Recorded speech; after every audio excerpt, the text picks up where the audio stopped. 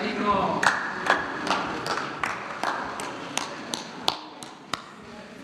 Termina la semana y en el caso de las conferencias, pues también vamos a terminar. Esta va a ser la última del año. Vamos a reiniciar el día 2 de enero. Vamos a tener unos días de descanso. Nosotros y también quienes nos ven vamos a estar ausentes, no tanto, pero sí, en mi caso, no voy a estar en la capital, no voy a estar aquí en la Ciudad de México, voy unos días a Palenque, vamos a estar allá, pendiente de todo lo que pasa en el país, pero desde Palenque, allá vamos a estar. Va a quedarse aquí en la capital de la República la licenciada Olga Sánchez Cordero, secretaria de Gobernación, pero yo voy a estar relativamente cerca y atento a todo para seguir garantizando la paz y la tranquilidad y lo más importante, la felicidad de nuestro pueblo. El día de hoy vamos a informarles sobre la labor que ha realizado en este año la Unidad de Inteligencia Financiera. Como se sabe, el objetivo principal del gobierno es acabar con la corrupción y no permitir la delincuencia común ni la delincuencia de cuello blanco. Y una de las formas más eficaces del combate a la corrupción es seguirle la pista al dinero, porque no es fácil de ocultar, más como se ha dicho en algunas ocasiones aquí, suele suceder que los corruptos son bastante extravagantes, inmediatamente se compran residencias, coches de lujo, alhajas, ropa de marca, en fin, cambian su manera de ser. Por eso es importante darle seguimiento a el manejo del dinero cuando hay sospecha de enriquecimiento ilícito. Y esa labor la ha hecho bastante bien la Unidad de Inteligencia Financiera a cargo de Santiago Nieto, porque existe el instrumento, pero depende de quién utilice, quién maneje, en este caso, esta unidad de inteligencia financiera. Le vamos a pedir a Santiago que nos informe. No se pueden dar nombres así muy en lo específico por razones obvias.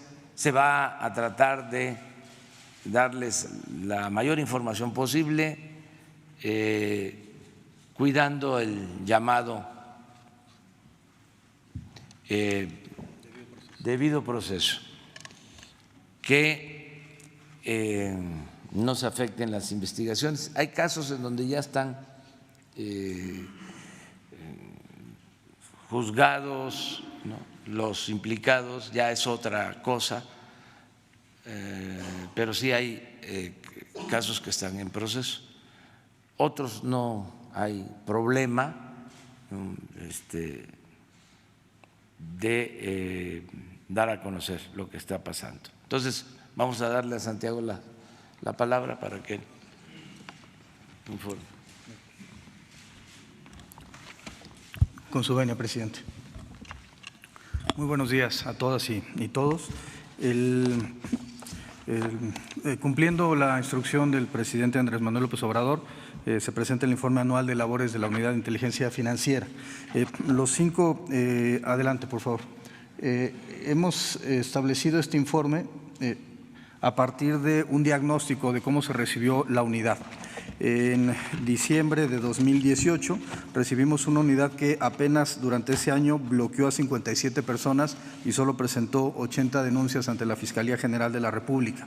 De hecho, en enero de 2018, el Grupo de Acción Financiera Internacional, al rendir su informe sobre México, señaló que la UIF no diseminaba suficiente información a las autoridades de Procuración de Justicia y que no se había logrado incrementar el número de sentencias condenatorias y de decomisos de bienes e instrumentos del delito relacionados con el lavado de dinero. Veíamos una desvinculación con autoridades de Procuración de Justicia, de Poder Judicial y agencias de otros países, y veíamos también un problema de uso político de la institución para fines que iban en contra de sus propios objetivos, que son el combate al lavado de dinero, el financiamiento al terrorismo y cualquiera de sus delitos predicados. Adelante, por favor. Adelante. Los grandes ejes durante este año estuvieron enmarcados por la política del presidente Andrés Manuel López Obrador. Como el primero, el combate al robo de hidrocarburos, en razón de ser una de las pérdidas más importantes que tenía el Estado mexicano. En noviembre de 2018 se perdían 80,000 barriles diarios, que con un monto de aproximadamente 66,300 millones de pesos, y la estrategia del señor presidente de la República permitió disminuir estos números a niveles de 4,000 barriles diarios, lo cual es uno de los efectos más importantes para poder salvaguardar el patrimonio de todas las mexicanas y todos los mexicanos. Segundo punto tuvo que ver con la trata y el tráfico ilegal de migrantes, particularmente por las graves violaciones a derechos humanos que sufrían las personas que migraban en México, particularmente a partir de los grupos delincuenciales y los temas vinculados con corrupción política a nivel local. El tercer punto tuvo que ver con el combate a las empresas fachada y factureras. De acuerdo con los datos del Servicio de Administración Tributaria, en México se perdían 324,000 millones de pesos por defraudación fiscal por estas prácticas de factureros. También hay que recordar que el outsourcing ilegal ha generado pérdidas de la capacidad adquisitiva de los trabajadores, además de los problemas de defraudación fiscal, y finalmente que operaciones como la estafa maestra no hubieran sido posibles sin la generación de empresas fachada. El secretario de Hacienda, Arturo Herrera, ha hecho énfasis en el combate a este tipo de prácticas que lesionan la recaudación fiscal del Estado mexicano. El cuarto punto está relacionado con el combate al narcotráfico y particularmente a los grupos delincuenciales. La política del Gobierno de México, del presidente Andrés Manuel López Obrador, ha sido muy clara. No solamente se trata de combatir al sicariato como en otras administraciones, en donde se establecían objetivos, 122 objetivos, y de ahí se abatían o se detenían a 116 de ellos. A pesar de que cuantitativamente esa estrategia había logrado un objetivo, no logró disminuir la violencia, ni logró disminuir el tráfico de drogas, ni ninguno de los efectos negativos relativos con el narcotráfico. La política del presidente Andrés Manuel López Obrador, que ha sido instrumentada en 10 puntos que se presentaron ante el Consejo Nacional de Seguridad Pública, involucra a la Unidad de Inteligencia Financiera, por lo menos en el tema del combate a la corrupción, en razón de que los grupos delincuenciales no surgen por generación espontánea, sino se producen en contextos de corrupción política, particularmente regional y local. Segundo, el combate a la corrupción dentro del Poder Judicial y dentro de los ministerios públicos, como el propio presidente de la Suprema Corte de Justicia lo ha planteado. Es relevante combatir a la corrupción que en el Poder Judicial, en los poderes judiciales, en los ministerios públicos, que generan mecanismos de protección a los grupos delincuenciales. Y finalmente, lo más relevante es el combate a las estructuras estructuras financieras de los grupos delincuenciales, además de atender evidentemente las causas de la delincuencia organizada, particularmente disminuir el grupo de apoyo social que puedan tener esos grupos delincuenciales. En el tema específico del combate a las estructuras financieras, el objetivo de la Unidad de Inteligencia Financiera ha sido detectar los flujos ilícitos de capitales y con ello generar acuerdos de bloqueo en contra de los principales cárteles que operan en el país. Y finalmente, el último punto está enmarcado en la política del presidente de la República de tener una política de cero tolerancia a la corrupción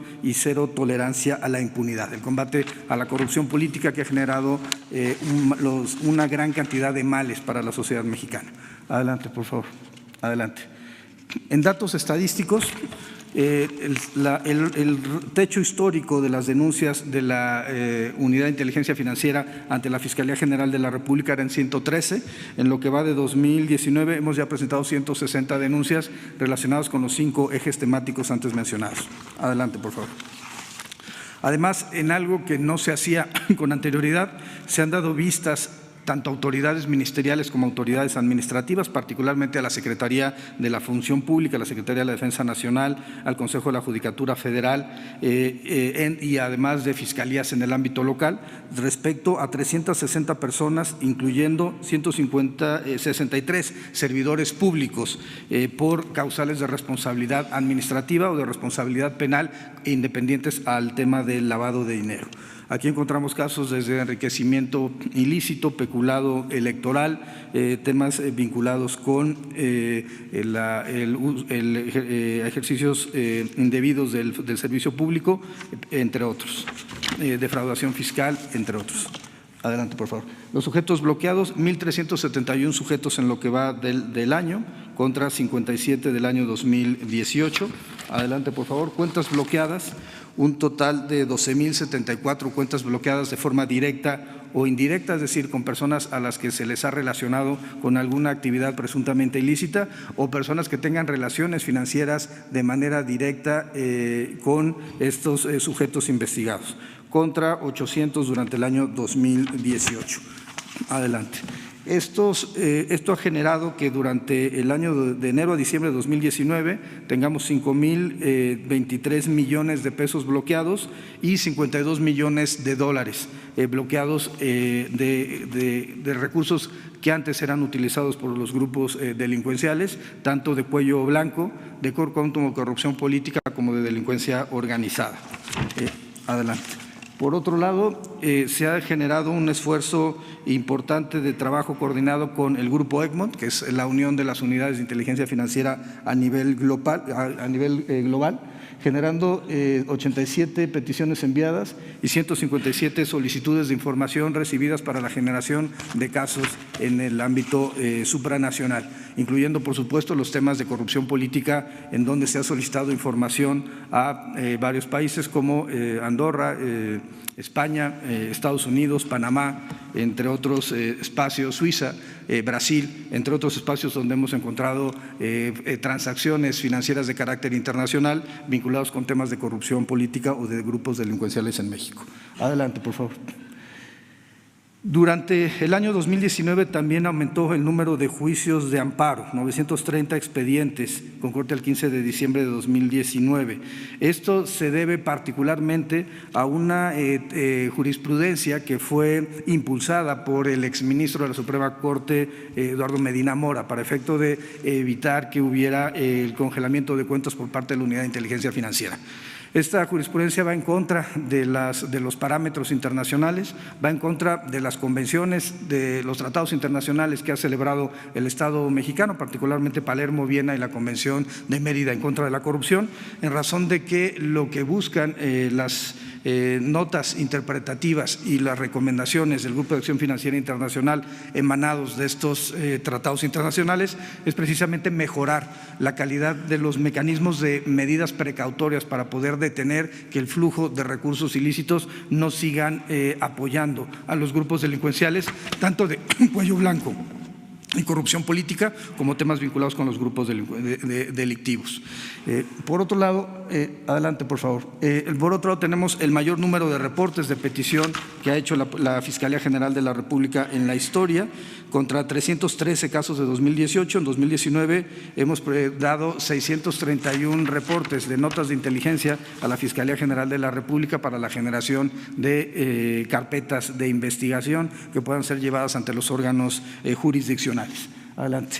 Casos relevantes, adelante por favor, está vinculado el caso de Odebrecht, un caso de corrupción en Pemex con componentes transnacionales, adelante por favor, y esta es la imagen en donde se refleja el flujo de recursos por parte de Odebrecht hacia las empresas que generó el señor Lozoya primero en Islas Vírgenes y después en Suiza. Estas empresas recibían los recursos tanto de Odebrecht como de Altos Hornos de México y otras empresas de carácter internacional para efecto de ser triangulados los recursos para la adquisición de bienes inmuebles en favor del señor Lozoya. Esto se encuentra denunciado ante la Fiscalía General de la República, se han obtenido las órdenes de aprehensión por parte de la Fiscalía General de la República, se ha cumplimentado una de ellas y en este momento el señor Lozoya, como es público, no estoy violando en ningún momento el deber del debido proceso, en razón de que estos asuntos ya se encuentran judicializados en audiencias públicas ante el Poder Judicial de la Federación,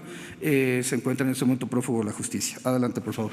Además, habría que señalar que la Secretaría de la Función Pública inhabilitó por 10 años al señor Lozoya. Creo que es un tema relevante hacer mención que Transparencia Internacional en su reporte de 2018 señaló que México era el país 138 de 180 países analizados como el más corrupto del mundo. En gran medida, Brasil y Perú se encontraban 40 puntos arriba de nosotros en esta escala. La pregunta es qué habían hecho ellos, que no hicimos nosotros en los temas de combate a la corrupción, y creo que una de las respuestas se encuentra precisamente en el caso de Odebrecht. A diferencia de esa medición de 2018, en 2019 el Barómetro Global ha señalado que México es uno de los 3 países que de mejor forma están combatiendo la corrupción y creo que una de las muestras es precisamente esa labor de la Fiscalía General de la República, de la Secretaría de la Función Pública, incluyendo la Secretaría de Hacienda por conducto de la Unidad de Inteligencia Financiera en el tema del combate a la corrupción vinculado con petróleos mexicanos, particularmente con la administración del señor Lozoya. Adelante, por favor. Tenemos además un segundo caso también ya denunciado ante el Consejo de la Judicatura Federal, que permitió la remoción de un magistrado federal ante la Fiscalía General de la República, particularmente ante la Fiscalía Anticorrupción. La doctora María de la Luz Mijangos obtuvo una orden de aprehensión en contra de un magistrado que se encargaba, entre otras cosas, de dictar sentencias favorables al grupo del Cártel Jalisco Nueva Generación. Adelante, por favor. Este es el esquema en el cual el magistrado operaba con un despacho en el estado de Jalisco que no estaba registrado de manera fiscal, pero que recibía recursos financieros con adquisición, entre otras cosas, de 12 vehículos de lujo, un jet ski, además de mantener cuentas con recursos tanto en pesos mexicanos como en dólares norteamericanos. Uno de los mecanismos de pago a este magistrado y los magistrados que estaban también relacionados, que ya han sido denunciados, tenía que ver con la entrega de bienes inmuebles y después la venta de estos inmuebles por parte de los magistrados. Cabe señalar que fue destituido y se encuentra en este momento internado con un proceso penal por el cumplimiento de la orden de aprehensión que obtuvo la Fiscalía Anticorrupción. Adelante. Aquí la parte más relevante es que se encuentra también listado con OFAC, con la Oficina de Bienes Extranjeros del Departamento del Tesoro de Estados Unidos, y se está en espera de sentencia, incluyendo una cuenta de $2 millones que se encuentra en este momento sin que haya sido reclamada por ningún particular. Adelante, por favor. Este es un tercer caso trabajado con la Procuraduría General de Justicia de la Ciudad de México y la Guardia Nacional. Adelante, por favor. Es un caso de trata de personas en la modalidad de explotación sexual. Se trataba de un grupo de jóvenes brasileñas, colombianas, venezolanas que eran introducidas de forma lícita al país, pero que al llegar al país se les retiraba su pasaporte y se les obligaba a prostituirse tomando fotografías semidesnudas para una página de internet. Los clientes hacían el pago vía efectivo a las propias víctimas, que lo trasladaban al tratante, o también vía empresas fachada, a partir de transferencias que se hacían por otros conceptos a las empresas fachada, que terminaban pagando sueldos y salarios al tratante y a las personas encargadas de la seguridad de las víctimas. Este caso había 3 órdenes de aprehensión. Se logró cumplimentar esas órdenes de aprehensión con trabajo conjunto entre la Procuraduría de la Ciudad de México o Fiscalía con la Guardia Nacional y por supuesto la Unidad de Inteligencia Financiera. Hay un cálculo de que unas 2,000 mujeres fueron tratadas durante los años 2001 a 2017 por parte de este grupo delictivo. Se trata evidentemente de un tema de violación de derechos fundamentales en una de las 2 modalidades que hemos encontrado de trata de personas y que la unidad, a partir de la instrucción del presidente de la República, ha sido combatir de manera enérgica los casos de trata de personas y tráfico ilegal de migrantes. Adelante, por favor. En el tema de robo de hidrocarburos, este es un caso de narcotráfico más robo de hidrocarburos, en donde se generan, adelante por favor, a partir de la gestación de empresas de transporte público, se generó un mecanismo para poder obtener recursos y competir de forma desleal con los empresarios de la zona. En virtud de que se robaban el hidrocarburo, la empresa tenía una mayor capacidad para reducir los costos y era contratado por las personas de la zona. El líder del cártel tenía, también ya hay órdenes de aprehensión, el líder del cártel se encuentra prófugo de la justicia en este momento, y su esposa y familiares, personas de su círculo cercano, eran las personas detentadoras de las empresas fachada y con ellos se adquiría ganado fino, se adquirían cajas de tráiler, se adquirían vehículos para generar estas empresas que finalmente terminaban lavando el dinero proveniente del robo de hidrocarburos.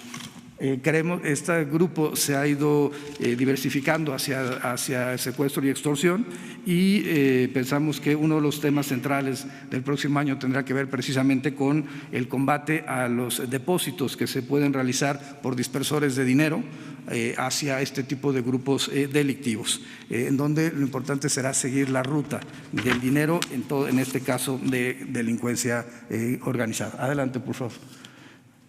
Consejo Mexicano de Promoción Turística es otro caso en donde se encontró un grupo de empresas que eran contratadas por el Grupo Mexicano el Consejo Mexicano de Promoción Turística con el objetivo de inflar precios en contratos de publicidad gubernamental. Había dobles cobros anunciables y medios por agencias, lo cual internacionalmente es una práctica prohibida por la normatividad. Adelante, por favor. Esto se encuentra denunciado ante la Fiscalía General de la República, se ha generado el bloqueo de cuentas correspondientes y vista la Secretaría de la Función Pública, particularmente por una empresa que recibió más de 1,000 millones de pesos del gobierno mexicano, siendo que el único cliente que tenía en Estados Unidos esta empresa era el propio gobierno de México. Adelante, por favor.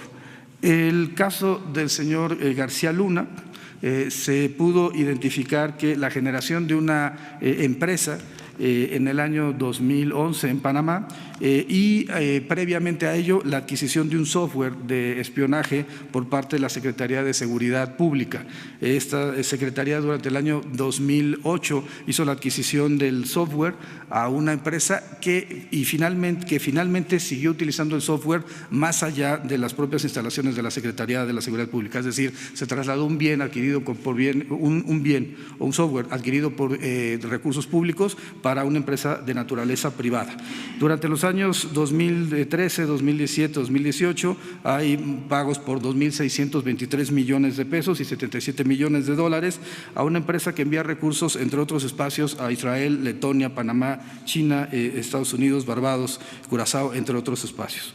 ¿Qué es relevante sobre esto? La triangulación de recursos a la empresa, la familia García Luna, y sobre todo que esta empresa panameña termina pagando el estilo de vida del señor García Luna en Miami. Esta denuncia se ha presentado ante la Fiscalía General de la República el 24 de diciembre de 2019. Estamos preparando la vista ante la Secretaría de la Función Pública. Adelante, por favor. Y se puede ver los mecanismos mediante los cuales se hacían las transferencias a estas personas y cómo se triangulaban los recursos en contra, evidentemente, de la Hacienda mexicana. Adelante, por favor. Este es el esquema. Adelante, por favor. Y este es finalmente las transferencias internacionales y las cuentas que eran utilizadas para el pago de recursos en Estados Unidos y en Panamá. Adelante. Adelante.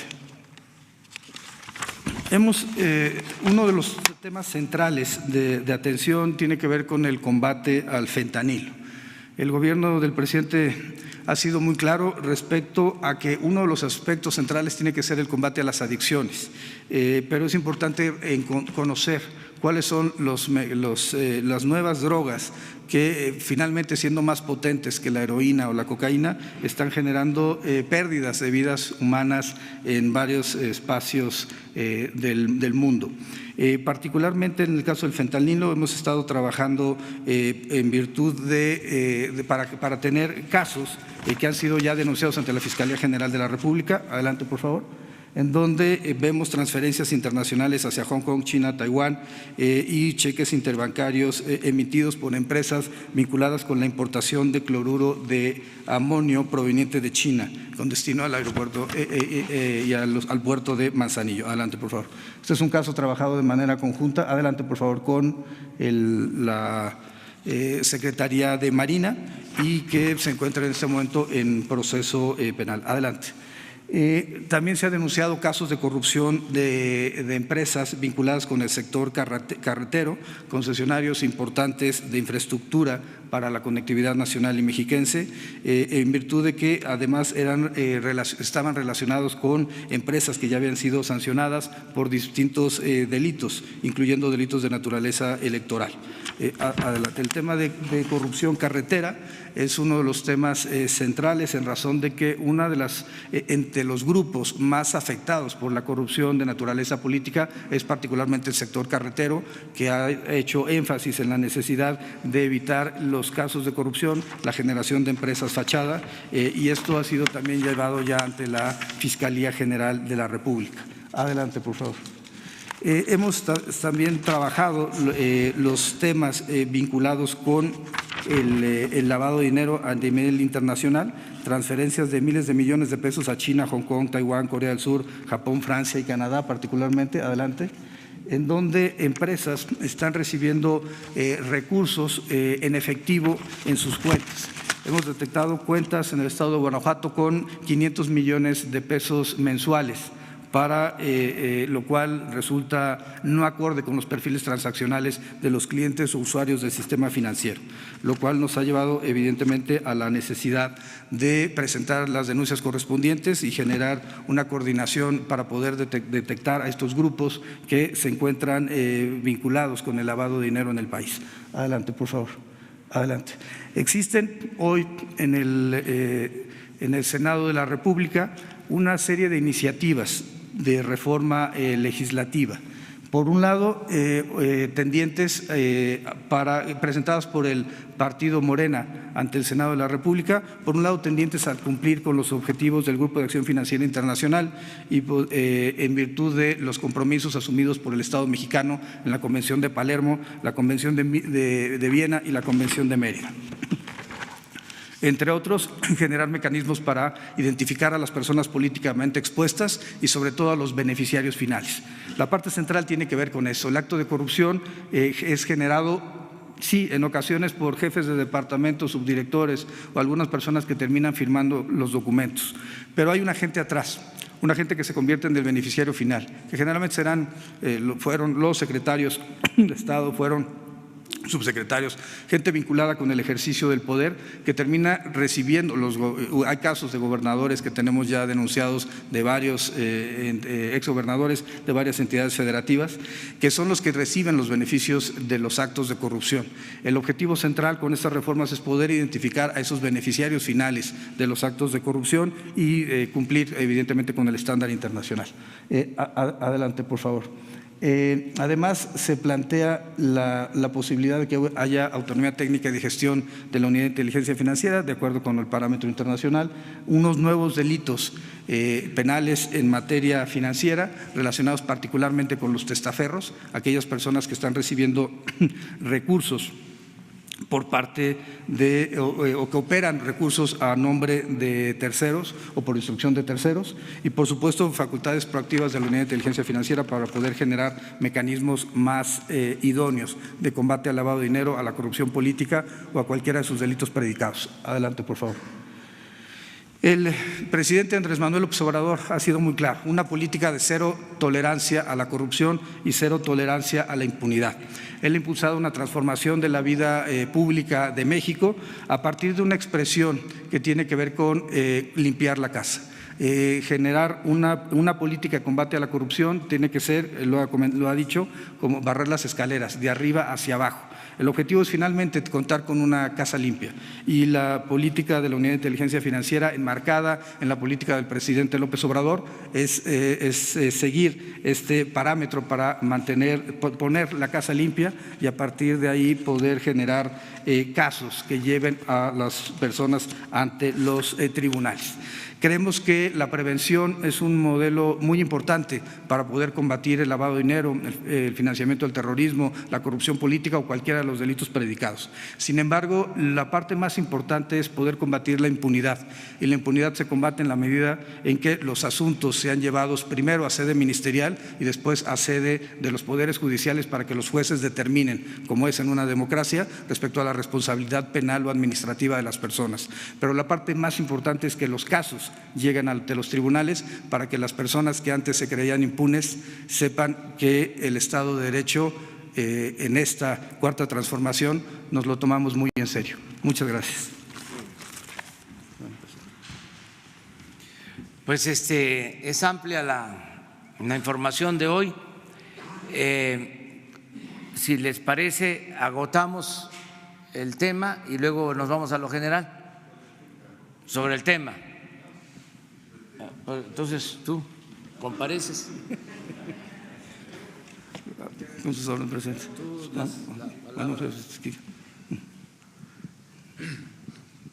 Buenos días, señor presidente de México. Buenos días, doctor Santiago. Es una sola pregunta con 3 corchetes. Soy Carlos Pozos de La Molécula Oficial.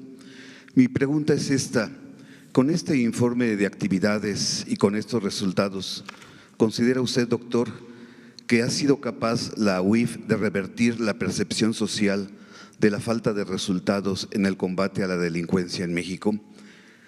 El segundo corchete, preguntarle si con la UIF ha quedado atrás el tiempo de perseguir y encarcelar a líderes y narcos y políticos y funcionarios. Y la tercera es, en el caso de Odebrecht y de la estafa maestra, las pesquisas de la UIF llegan al amigo personal del expresidente Peña Nieto y exsecretario de Hacienda, Luis de Videgaray. Gracias. Respecto a revertir la percepción social, yo creo que el mecanismo más claro de comprobación de que se ha revertido una percepción social negativa tiene que ver básicamente con el tema de combate a la corrupción. No solamente por el barómetro global al que ya me referí, sino también por otros indicadores, incluyendo los estudios que ha presentado Mexicanos contra la Corrupción, que es una organización que nadie puede calificar de partidaria del Gobierno de México. Sin embargo, Mexicanos contra la Corrupción ha sido claro de que la percepción de combate a la corrupción ha mejorado en la sociedad mexicana, de acuerdo con el informe que presentó en este año 2019. Y yo creo creo que no es un tema de la UIF, se trata de un tema del Gobierno de México, en donde participan muchas instituciones, incluyendo de órganos autónomos. Lo que creo que queda muy claro es que el presidente ha impulsado una agenda que ha trasladado no solamente al Gobierno federal, donde se encuentran la UIF o la Secretaría de la Función Pública, sino a otras entidades del Estado mexicano, como es el Poder Judicial. Baste recordar el informe del presidente de la Suprema Corte de Justicia de la Nación, el ministro Arturo Saldívar, recientemente respecto a la corrupción en el Poder Judicial, o hay que pensar también en las transformaciones de la Fiscalía General de la República, particularmente con la Fiscalía Anticorrupción. Creo que en la medida en que se trabaje de manera coordinada entre estas áreas podemos tener mejores resultados, no solamente en combate a la corrupción, sino también en combate a los grupos delincuenciales. Respecto a la persecución, el objetivo, la UIF nunca ha tenido como finalidad perseguir a nadie. En particular, se trata de una institución que, por un lado, de manera proactiva, a partir de los reportes que recibe el sistema financiero, genera casos que presenta ante la Fiscalía General de la República, o que, por otro lado, coadyuva con otras instancias de procuración o impartición de justicia para efecto de entregar información financiera que pueda ser de utilidad para poder sancionar a las personas que hayan presuntamente incurrido en una conducta de naturaleza delictiva. Pero la instrucción que tengo por parte del presidente López Obrador es muy clara, es no utilizar a las instituciones como mecanismos de golpeteo político como fueron en el pasado, y mantener una política de cero tolerancia a la corrupción y cero tolerancia a la impunidad.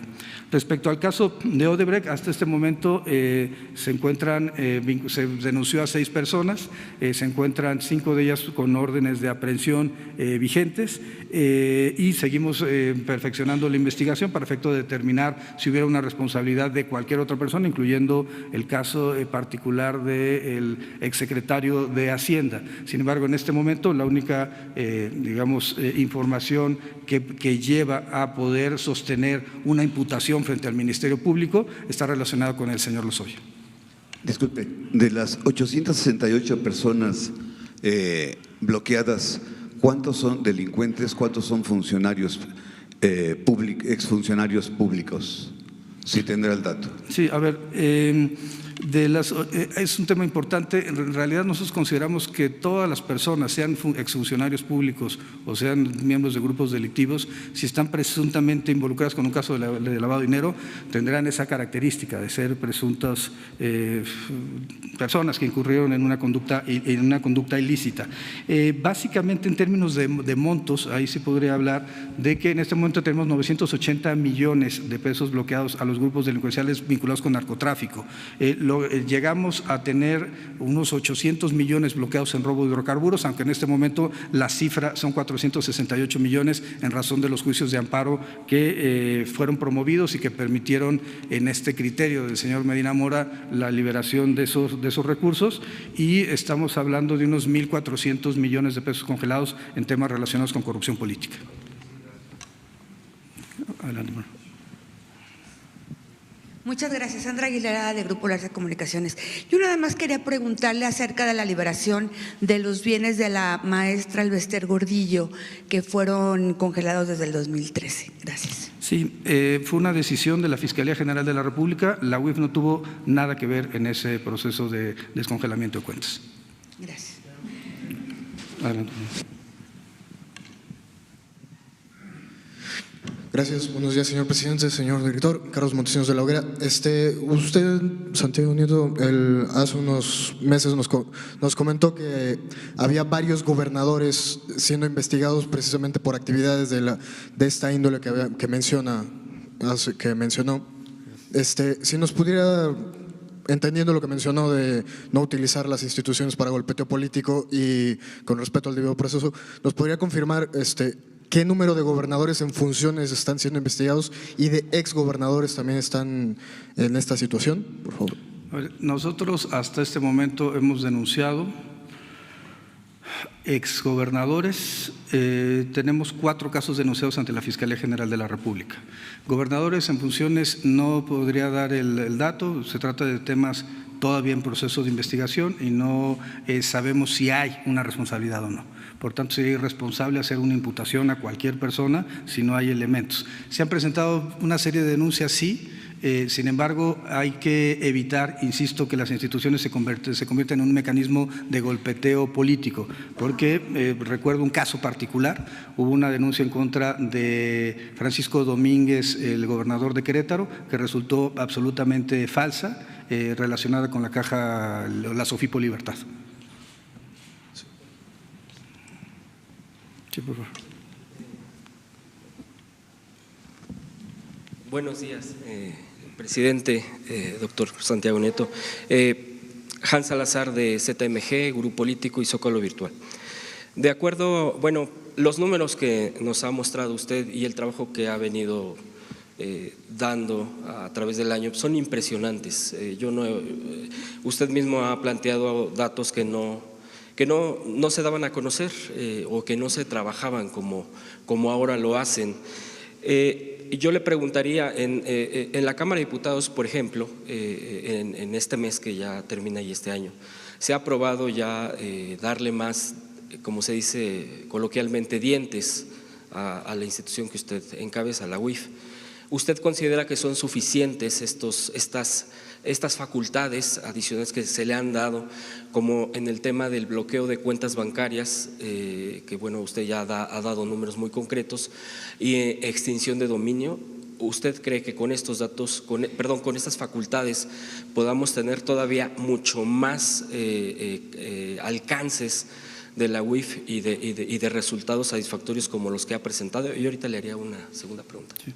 Bueno, respecto a ese punto en particular, hay que reconocer a las señoras y los señores legisladores de la Cámara de Diputados por la aprobación de esa reforma al artículo 116 bis de la Ley de Instituciones de Crédito para efecto de establecer ya a nivel legal por primera vez un procedimiento para el bloqueo de cuentas y una garantía de audiencia para que las personas a las que se les haya bloqueado la cuenta pudieran asistir en sede administrativa para poder revisar la legalidad o no de los montos. Lo importante en este caso, lavado de dinero y congelamiento de cuentas, es que se invierte la carga de la prueba y quien tiene que probar que los bienes fueron adquiridos de forma lícita, como es en enriquecimiento ilícito, como es en lavado de dinero, es precisamente la persona que ha sido denunciada. Ahora, hay un tema particular que no comparto, pero tendrá que revisar el Senado de la República, y es el relativo a que la UIF notifique por escrito a las personas a las que se les ha bloqueado la cuenta. Primero, esto es fácticamente imposible. La UIF no tiene actuarios y no tiene presencia a nivel nacional, no podría estar yendo casa por casa a hacer las notificaciones. Segundo, también por el tipo de sujetos a los que en su momento se le bloquean las cuentas. Pienso en Ovidio Guzmán, por ejemplo, son como, digamos, o pienso en líderes de los grupos delincuenciales. En muchas ocasiones la única persona que tiene la información de dónde localizar esos sujetos es la institución financiera, es decir, los bancos. Por tanto, el procedimiento es que la UIF lo hace conocimiento de la Comisión Nacional Bancaria de Valores, la Comisión Nacional Bancaria de Valores lo hace a su vez del conocimiento de las instituciones financieras para que ellos le notifican al particular. Entonces, esto tendrá que ser revisado. Si se logran las modificaciones que se encuentran en este momento en el Senado de la República, creo que será un paso importante para poder fortalecer a la Unidad de Inteligencia Financiera y para tener un mejor diseño institucional. Yo soy un convencido de que el combate a la corrupción o en general a la delincuencia pasa por dos elementos. Uno, la voluntad política, que en este caso es clara y evidente la voluntad política del presidente de la República, Andrés Manuel López Obrador, de combatir la corrupción. Y dos, diseños institucionales. Estamos generando diseños institucionales que sean más propicios para poder tener una política más eficaz y eficiente. En esta parte que dice usted de diseños institucionales, por ejemplo, junto con la Fiscalía General, ¿qué tanto ha tenido esa colaboración, ese trabajo en conjunto para tener esa eficacia y eficiencia? Por ejemplo, usted presentaba en una de las láminas de los casos trascendentes, el de García Luna. No voy a leer todo porque bueno, aquí ya se ha presentado, pero en 2000 dice concretamente que es de la identificación de recursos, me salto lo de Segov, Secretaría de Gobernación, en 2017-2018, esta identificación de 2.623.4 millones de pesos y 77.4 millones de dólares. me llama la atención 2017-2018, estamos hablando del gobierno anterior, estamos hablando de que implica a un exfuncionario, un secretario de Gobernación muy poderoso que actualmente es senador de la República. ¿Estamos hablando de investigación hacia ellos o incluso hacia otros personajes, otros ex colaboradores de García Luna? Sí, se está trabajando y se ha generado el bloqueo de cuentas en contra de un ex colaborador directo del señor García Luna, Cárdenas Palomino. Se está investigando otras 4 personas respecto a posibles actividades de lavado de dinero en los ámbitos de los gobiernos anteriores. Pero creo que la parte central aquí es que la política del presidente es muy clara: cero tolerancia a la corrupción y a la impunidad. ¿Y con la Fiscalía si hay esa? Con la Fiscalía hemos generado el mayor número de reportes de petición con la Fiscalía General de la República, decía 631 en lo que va del año. Significa 631 carpetas de investigación fortalecidas con la investigación, con información financiera. Y del senador Osorio Chong se está implicado en esta investigación, por lo menos se está investigando también, digo, hablando de la Secretaría de Gobernación, así viene en la lámina. Sí, no puedo dar datos en virtud del deber de sigilo, pero porque estamos en proceso de investigación. Lo que tenemos denunciado hasta este momento son 11 personas físicas y morales, incluyendo estos 2 servidores públicos ex servidores públicos a los que ya nos referimos. Gracias. Sí, por favor. Gracias, doctor. Quería pedirle si por favor nos podría explicar a detalle la lámina de García Luna. Sí, por supuesto. A ver,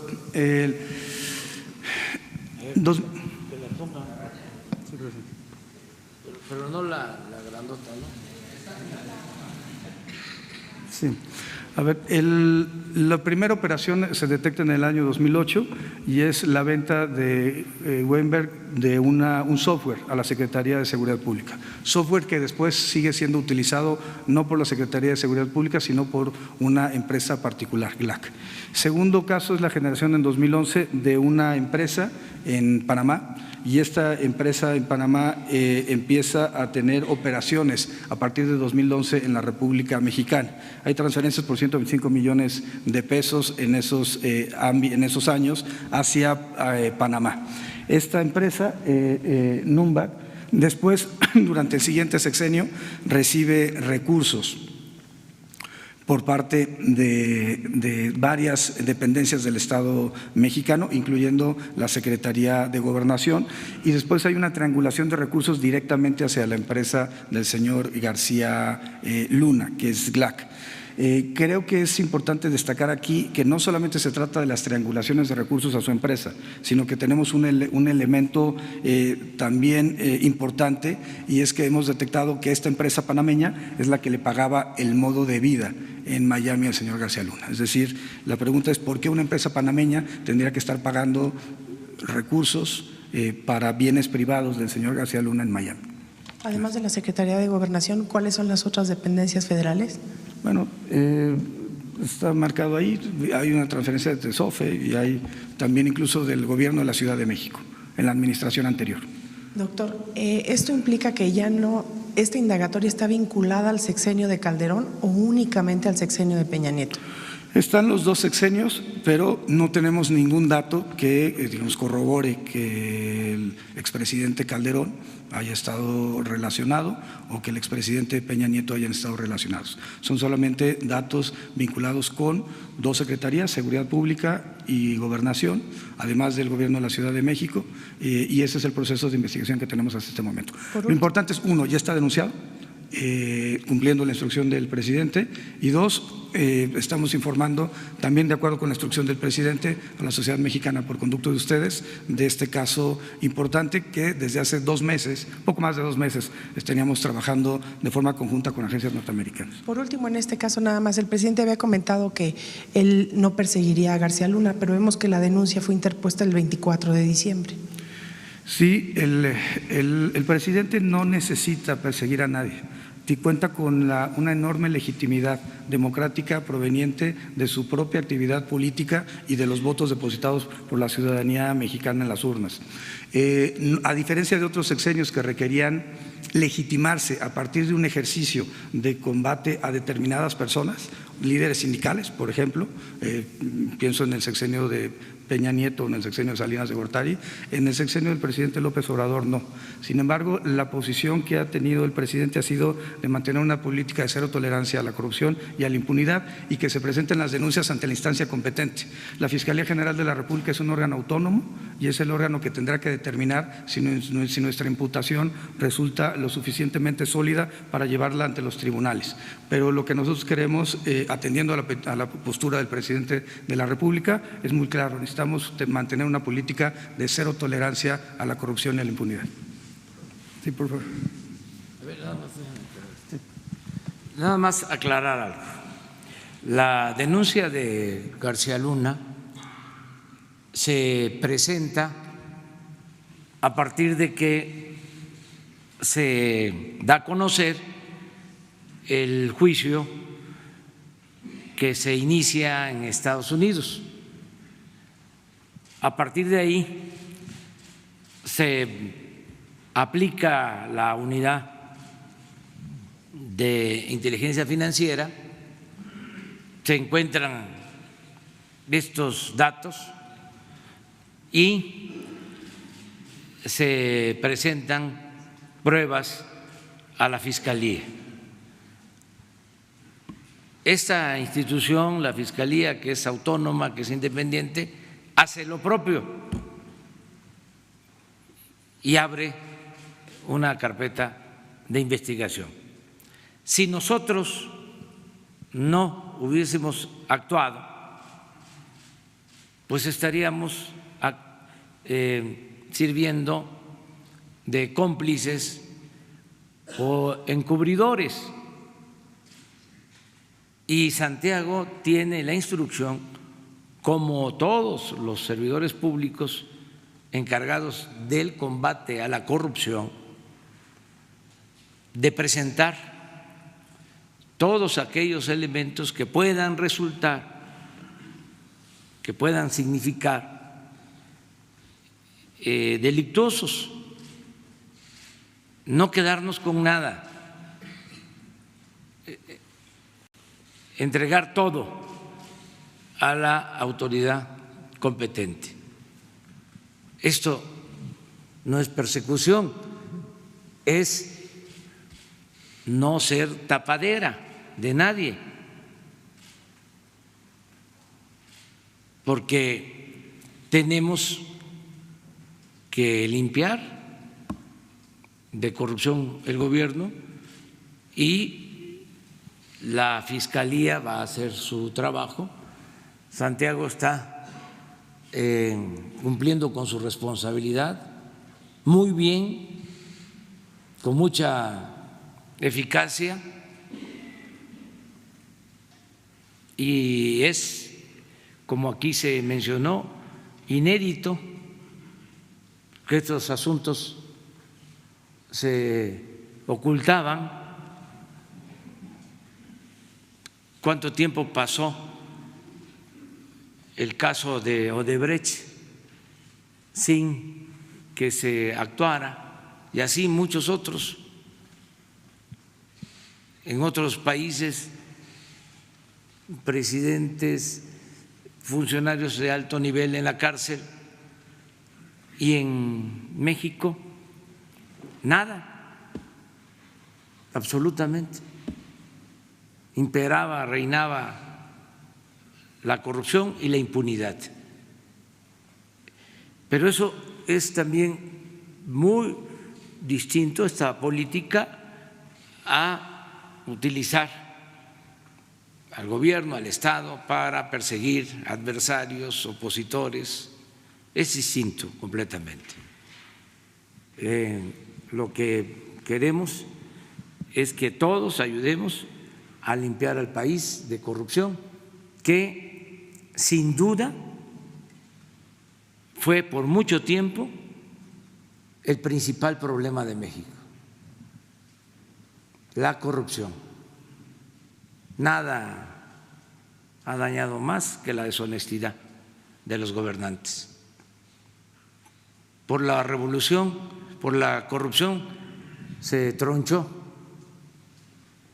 la Revolución Mexicana.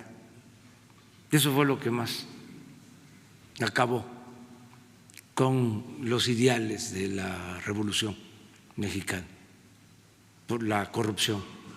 Y el periodo neoliberal, ya lo hemos hablado aquí muchas veces, su distintivo fue la corrupción, el bandidaje oficial.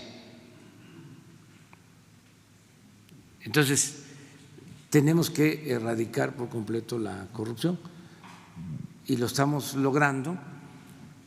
Y como también lo decía aquí Santiago, de manera muy acertada, lo principal es que haya voluntad política. Eso es lo principal. No creían los especialistas en eso. Y era además toda una simulación. El hacer seminarios sobre la corrupción, esto recientemente, organismos de la sociedad civil para combatir la corrupción, la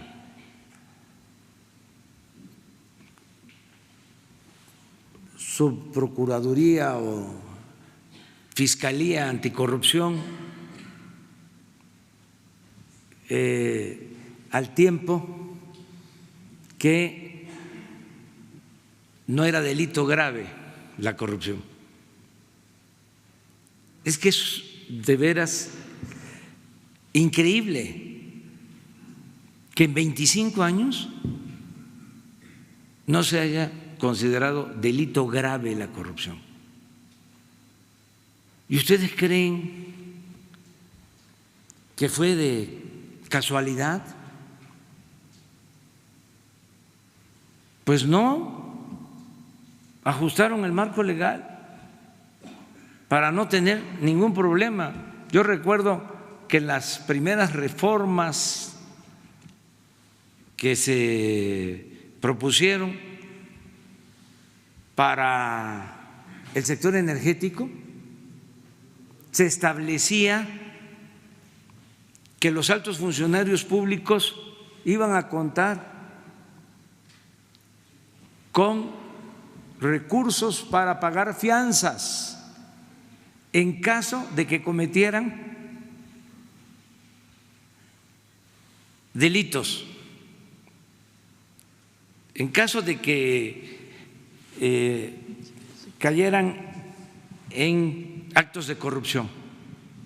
Se contemplaba en la ley que con dinero público se les podía pagar las fianzas. Esas eran las reformas a la Constitución, a las leyes en el periodo neoliberal. Entonces, sí es importante la voluntad política y lo que se ha hecho hay que reconocerle al Poder Legislativo la reforma para que la corrupción sea delito grave, reconocerle al Poder Judicial el esfuerzo que está haciendo para no permitir la corrupción de jueces, de magistrados, de ministros.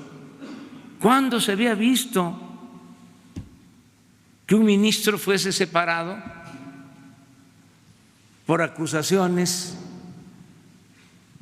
de presuntos malos manejos financieros, económicos o por posibles hechos de corrupción? Entonces, sí, se está avanzando en esta materia, es importantísimo. Les puedo comentar, ayer teníamos un ahorro en cuanto a disminución de la deuda pública de 230,000 millones de pesos. 230,000 millones de pesos. O sea que con eso podemos tener asegurado el financiamiento para el año próximo del aeropuerto de Santa Lucía, del Tren Maya, del proyecto del Istmo, de la creación de las sucursales que necesitamos del Banco de Bienestar para que la gente pueda cobrar sus apoyos, recibir sus beneficios sin tener que trasladarse 3 horas a una sucursal bancaria. Vamos a poder tener para financiar el sistema de Internet para todos. Esto se debe en mucho a que no se ha permitido la corrupción y que ha habido austeridad republicana. Entonces, la corrupción no solo hay que combatirla por razones de índole moral, hay que acabarla porque de esa manera se puede financiar el desarrollo del país. Y eso es lo que estamos demostrando. Bueno, ¿van a seguir preguntando a Santiago? Sí, buenos días. Yo le quiero preguntar nada más en el caso de García Luna, si ya se hizo la investigación de cuánto tiene en sus cuentas. Decían que habían pedido información a diversas entidades financieras, si ya se sabe de cuánto es el monto total de sus cuentas y cuánto estaría congelado, si hay alguna vinculación con el exministro Eduardo Medina Mora y si las cuentas de Medina Mora siguen congeladas o ya están descongeladas. Los dos se encuentran en la lista de personas bloqueadas. Esto implica que la posición de la Unidad de Inteligencia Financiera es que hay actividades presuntamente ilícitas de ambos. Por ello, se han presentado las denuncias ante la Fiscalía General de la República. Respecto a los montos totales, estamos todavía en espera de información por parte de Panamá y de Estados Unidos para poder tener los montos totales de la información, y sí se ha solicitado a Estados Unidos que nos apoyen para poder tener esos datos que puedan servir tanto en la investigación en México como en la propia investigación en Estados Unidos. ¿Hay vinculación en el caso de García Luna con Medina Mora? En los casos que han denunciado no, aunque hay todavía una línea de investigación relacionada con el inicio del sexenio de 2006 a 2012, en donde tenían un vínculo más cercano. Recordemos que los dos formaban parte de entonces Gabinete de Seguridad. Y preguntarle también si ya se hizo la investigación de las cuentas de Joaquín El Chapo Guzmán. Decían que iban a detectar a ver cuánto había en efecto cuentas relacionadas con él para que el gobierno mexicano las pudiera reclamar. Por instrucción del Gabinete de Seguridad se ha solicitado la información a Estados Unidos, al Departamento de Tesoro, respecto a los montos de Joaquín El Chapo Guzmán. Hay que recordar que en Estados Unidos se han desarrollado una serie de juicios en donde ya se extinguió el dominio de los bienes relacionados con el cártel de Sinaloa. Respecto al caso de México, hemos presentado ya una serie de denuncias y se incorporó a la lista de personas bloqueadas a 330 personas físicas y morales, con información de la Secretaría de la Defensa Nacional, de la Secretaría de Marina, la Unidad de Inteligencia Financiera y la Secretaría de Seguridad y Protección Ciudadana, pues vinculados con el cártel de Sinaloa, para efecto de que esos recursos no sigan moviéndose en el sistema financiero. Estamos preparando otro, digamos, acuerdo global de bloqueo para el cártel Jalisco Nueva Generación. Sí, por favor. Gracias, buen día. Dalila Escobar, de corresponsal de Tiempo.tv. Preguntarle precisamente del tema de Coahuila. ¿Qué información tiene respecto al caso de exgobernadores? Sabemos de la extradición de Jorge Torres, un exgobernador de Coahuila que está siendo investigado en Estados Unidos por asociación delictuosa, entre otros delitos, pero también sabemos de exgobernadores que incluso se han estado moviendo en diferentes cargos, tanto en el Congreso, en el Poder Legislativo, como también en partidos políticos, como pues legisladores. Preguntarle qué información tiene al respecto y cómo ha observado en diferentes casos de estas personas que saben que cometieron delitos o que están siendo investigados más bien y que se han movido en diferentes arenas pues justo para conservar en todo caso el fuero.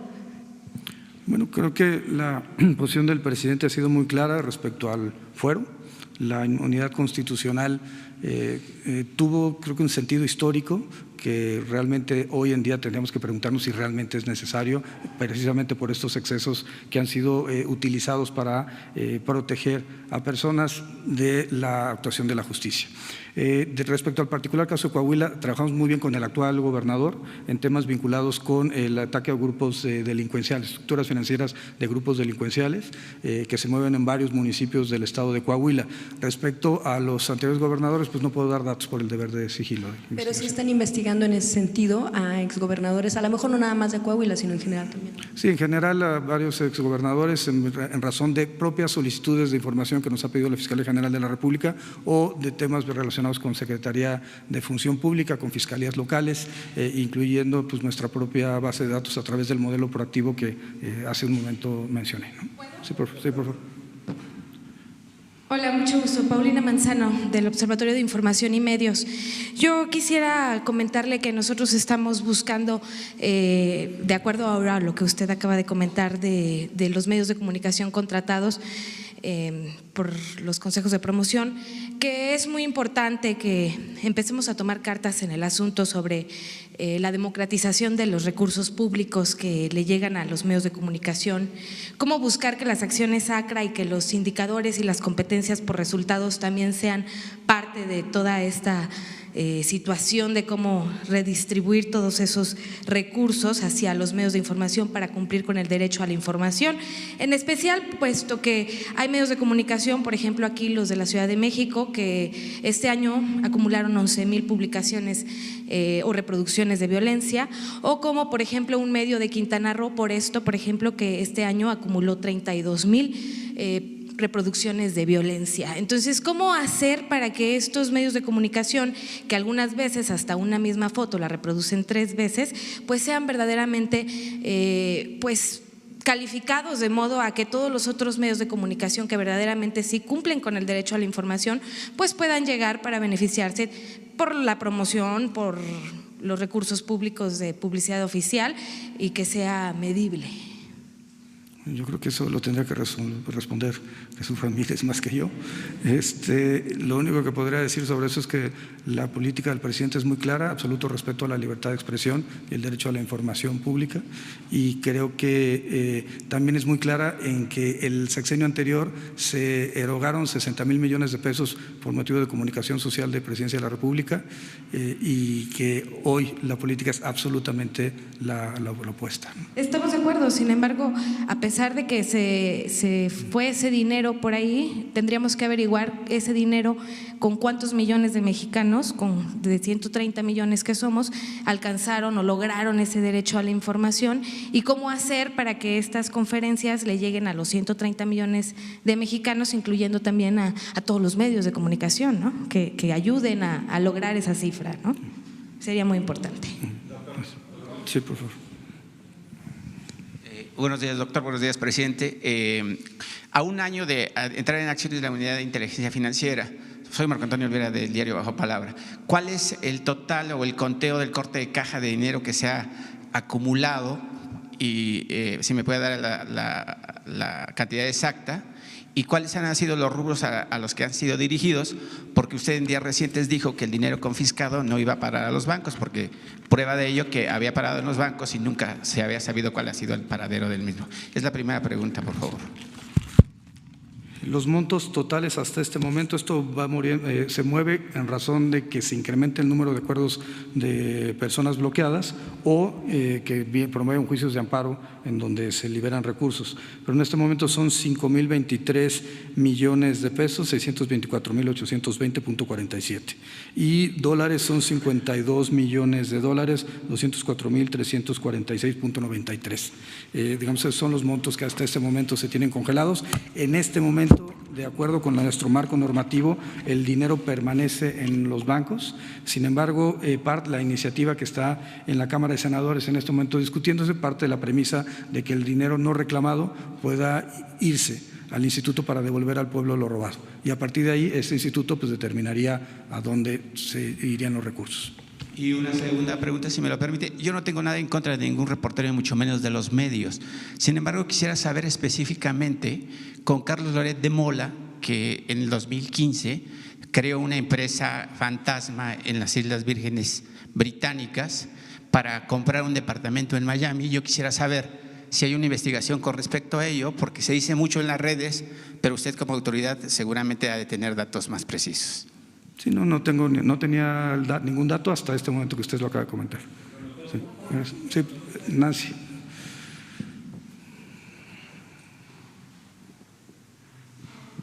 Gracias, profesor. Bueno, son muchos temas. Nancy Rodríguez de Oro Sólido. Pero si me permite, a mí me interesa muchísimo el caso de los ministros, los magistrados. Usted citó aquí en la lámina los abogados y yo agregaría los notarios. Es espeluznante los casos que nos están llegando, profesor, de fraudes contra los mexicanos, despojos. Y bueno, nos han hecho llegar información, hay hasta falsificación de cédulas profesionales. Aquí tengo un reporte que nos hicieron llegar. Aquí también intervienen los gobernadores, ¿no? A través de los notarios. Es un enriquecimiento ilícito a todas luces.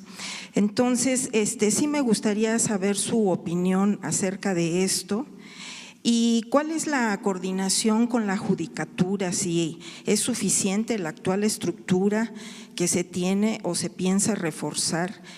¿Y qué acuerdo se ha entablado con estas barras de abogados? En alguna pregunta que le hice al presidente a principios de año, con la barra de abogados y las barras de notario, no hemos tenido oportunidad de platicar con la secretaria Sánchez Cordero, presidente.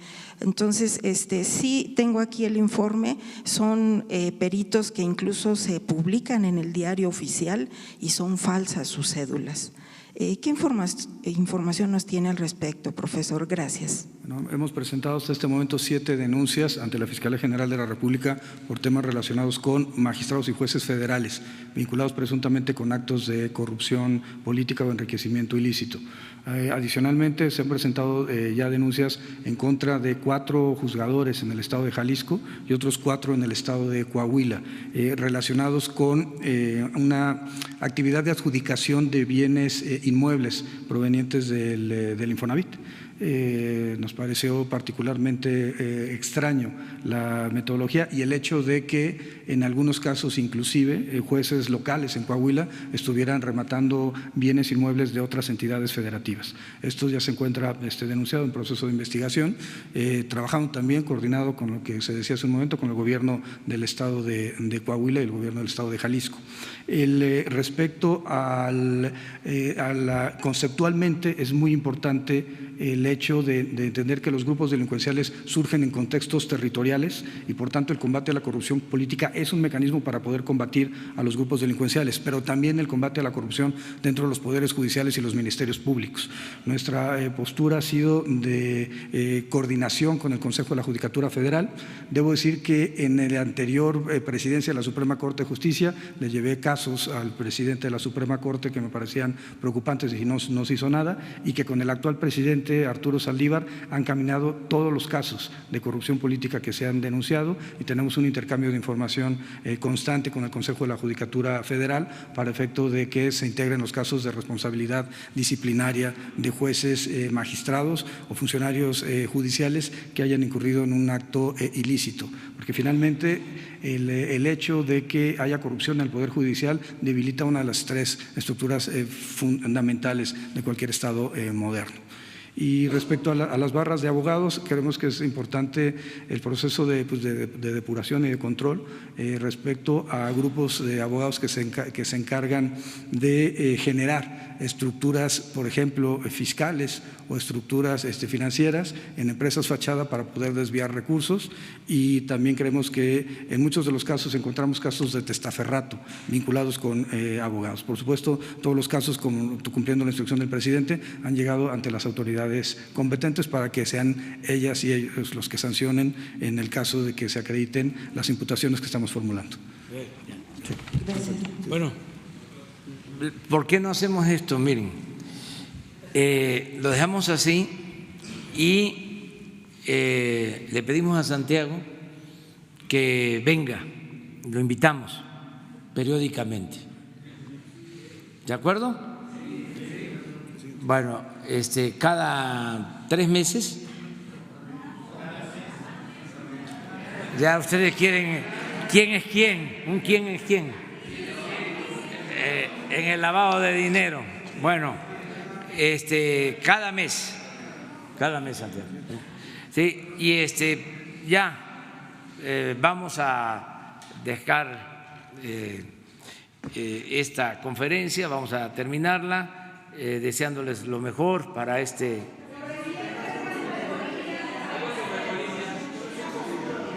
bueno, en el caso de Bolivia estamos pendientes, la Secretaría de Relaciones Exteriores está atenta, dándole un seguimiento a este asunto.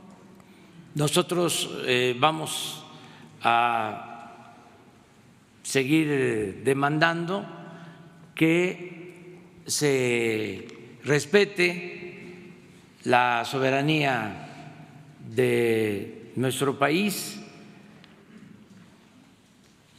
que se representa en la embajada, en el recinto de nuestra embajada en Bolivia. No se puede violar el derecho internacional, se tiene que garantizar el derecho de asilo y esperemos que se actúe con sensatez y que no vayan a invadir nuestra representación diplomática en Bolivia. Eso no lo hizo ni Pinochet. Vamos a estar muy pendientes y desde luego que es un asunto que se va a tratar en organismos internacionales.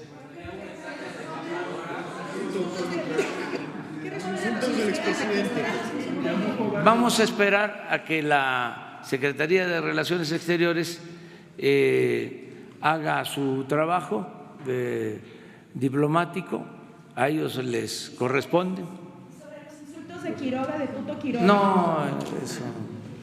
Es un delegado también. Es que es un delegado internacional. Sí, pero no voy yo a caer en ninguna provocación. ¿Le mandaría un mensaje a los integrantes de la embajada, la embajadora en este momento? Sí, nuestra solidaridad a todos los trabajadores de la embajada, un abrazo fraterno, no están solos, tienen todo el apoyo, el respaldo del pueblo, lo puedo decir así, y desde luego del Gobierno de México.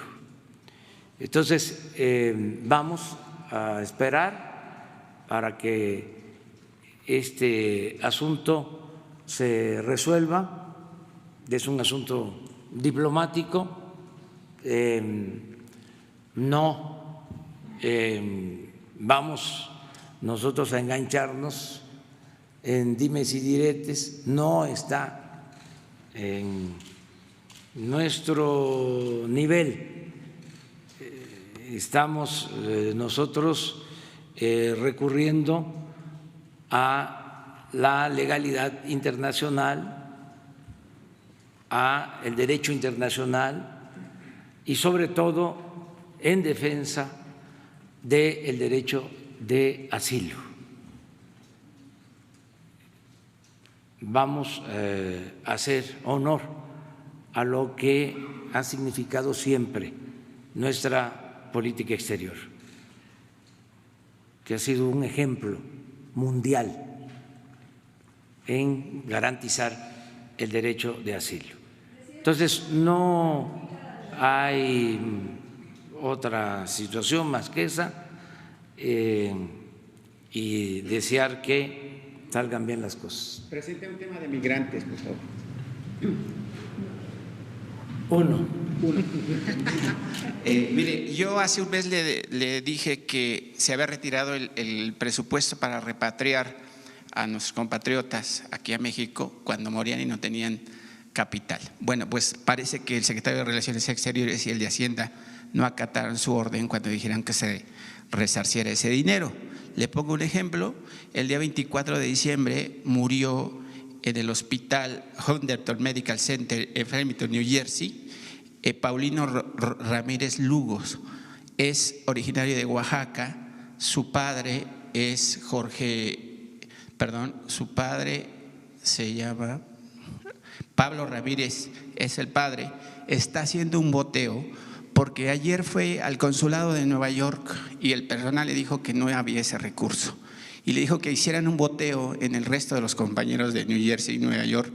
Presidente, solamente requieren $4,500 para repatriar ese cuerpo. Los migrantes dejan a México, según el reporte del Banco BBU, Bancomer y Comisión Nacional de Población, la CONAPO, hasta el 23 de diciembre, mandaron a México 35,460 millones de dólares. Presidente, su gobierno no tiene $4,500 para repatriar ese cuerpo. Este hombre tenía 31 años, tenía un trabajo de full time como jardinero y otro part time como dishwasher. ¿Qué le dice a la familia de este hombre? Que se va a atender de inmediato. Es un asunto humanitario, no es un asunto de dinero, no es cuánto aportan nuestros héroes vivientes, los migrantes, que siempre lo reconocemos. Es la cantidad que tú mencionas, 36, 37 mil millones de dólares. Es la principal fuente de ingresos que tiene nuestro país. Pero esto es una responsabilidad nuestra, el que no le falte nada a quien pierde la vida en otro país, que los mexicanos sean atendidos, apoyados. Esa es una función, una responsabilidad de los consulados que hay en Estados Unidos. 50 consulados tienen que estar apoyando, y no debe de haber limitaciones presupuestales en estos casos. No hay limitaciones presupuestales.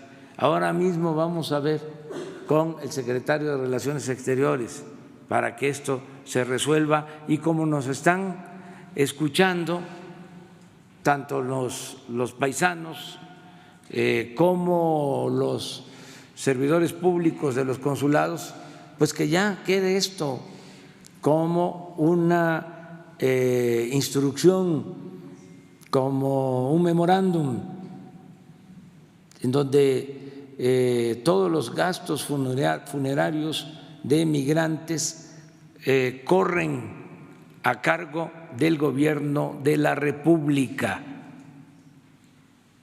Ya, es un derecho que tienen, es lo menos que podemos hacer, ¿sí?, por ellos. Entonces, atenderlo, ¿sí?, más si está fuera, si está en el extranjero. A cualquiera tenemos que ayudar. Acaban de plantear ahora, y le estoy pidiendo a la directora del DIF que haga la investigación, porque hay mexicanos aquí y allá que no tienen para los ataúdes, no tienen para enterrarlos, no tienen lugar en los panteones porque no tienen recursos, o además de padecer por enfermedades prolongadas que los dejan a los familiares sin recursos, viene el gasto de los funerales y muchos no tienen apoyo. Le pedí a la directora del DIF que hiciera una investigación para tener un programa. Hay gobiernos estatales que tienen este tipo de apoyos humanitarios, pero nosotros vamos a tener un apoyo así del gobierno federal, lo estamos viendo. Y entonces, si lo estamos viendo aquí, es para todos los mexicanos. Los que están allá son mexicanos, los que se fueron por necesidad a buscarse la vida a Estados Unidos. Entonces, vamos a atenderlo ahora mismo, incluso vamos a que se establezca en el presupuesto, ¿sí?, la partida correspondiente.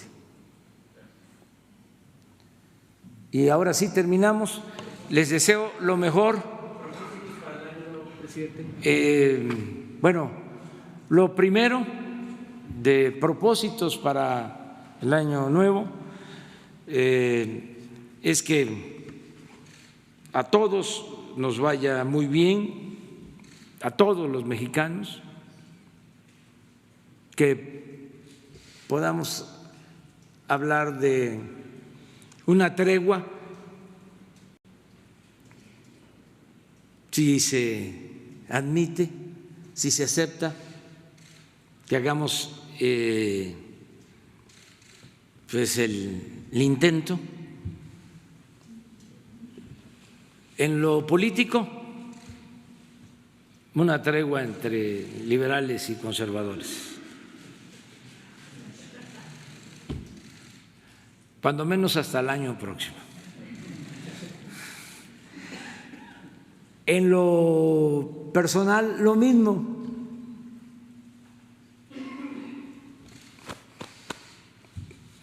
Abrazarnos, todos aportarnos bien. En lo familiar, transmitirnos mucho amor, reconciliarnos, que haya salud, que es tan importante, y que estemos contentos, que estemos alegres, que estemos felices.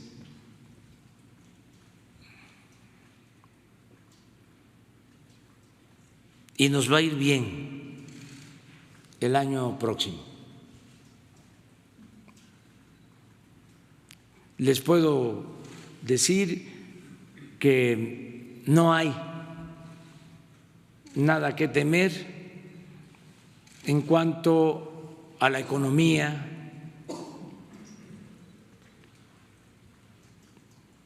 no va a dejar de llegar la ayuda, el apoyo a la gente más pobre.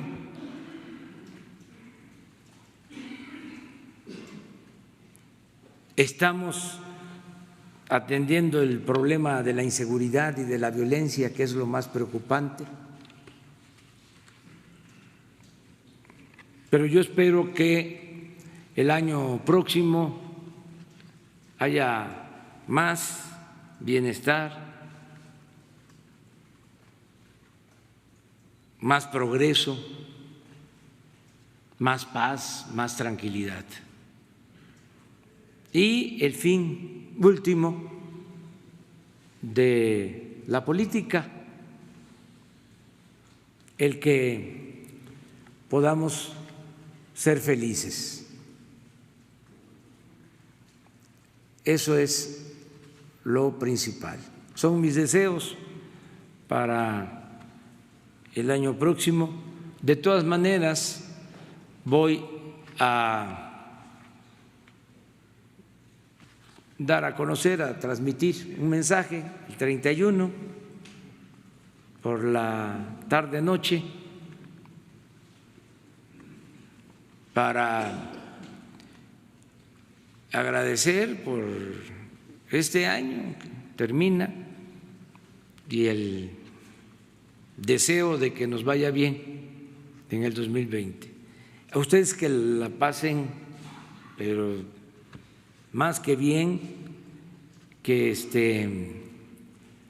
puedan descansar ahora. No se van a poder levantar tarde porque ya están acostumbrados. El organismo así es. Por más que quiera uno, no se puede, pero hay que aprovechar para estar con la familia y les deseo lo mejor a ustedes y muchas gracias de todo corazón a todas y a todos. Gracias. Gracias.